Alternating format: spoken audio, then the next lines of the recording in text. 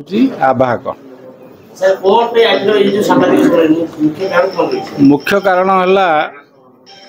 Tata power जो नेला आम मैंने भाविलु टाटा पावर माने कर्मचारी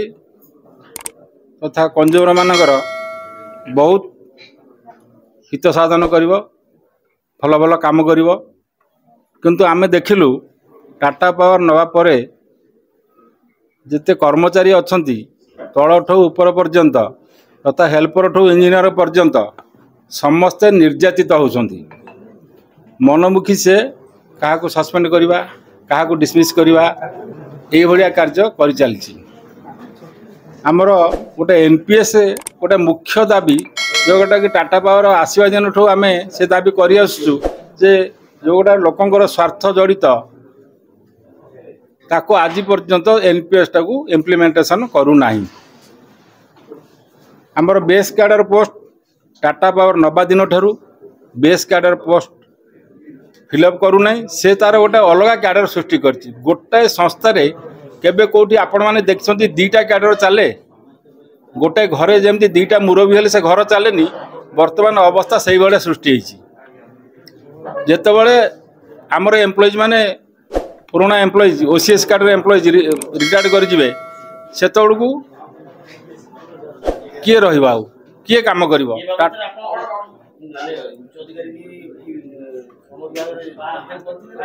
आमे बहु बार तांकू दाबी देइचु एबे आमे निष्पत्ति नैचु जदि आमे गोटे दाबी पत्र दबु ताकू जदि समाधान टाटा पावर न करे कि सरकार न करती ओएआरसी चेयरमैन को मध्य दबु समस्त आमर जो दाबी से जनइबू जैसा से जदि ठीक भाव से कार्यकारी न करती ताहले आमे आमर अन्यान्य जहाँ कार्यपंथा अच्छी से विषय में निष्पत्ति नबू बाध्य हबू जदि किसी ना कौन करूँ केबे सेम तो डिसीजन निया ना जदि टाटा पावर कि गवर्नमेंट आमर कौन कथा शुणिलानी कि मानिलानी आम कौन करूँ आमर उपाय कौन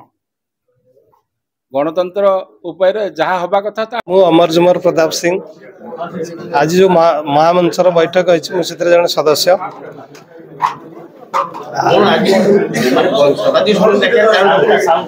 आज्ञा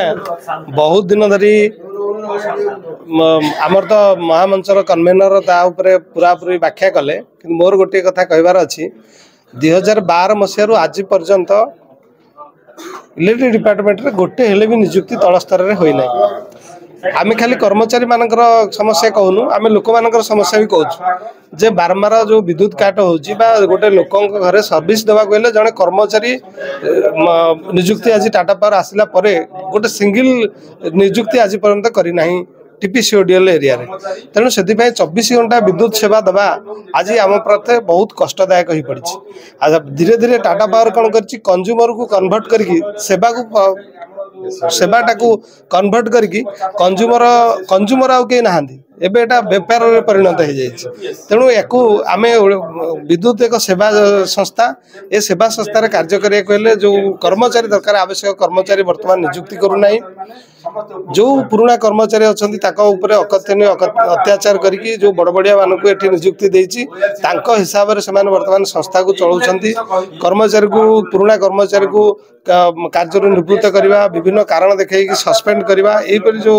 अमानुषिक कार्य वर्तमान टाटा कर्तृपक्ष कर विरुद्ध संग्राम समिति संग्राम महासंग्राम मंच आंदोलन आज सजबाज होची जदि आगामी दिन में कथार कौन समाधान न हुए आम 15 दिन भितर आम समय देचु 15 दिन पर आम आंदोलन प्रथा ग्रहण कर।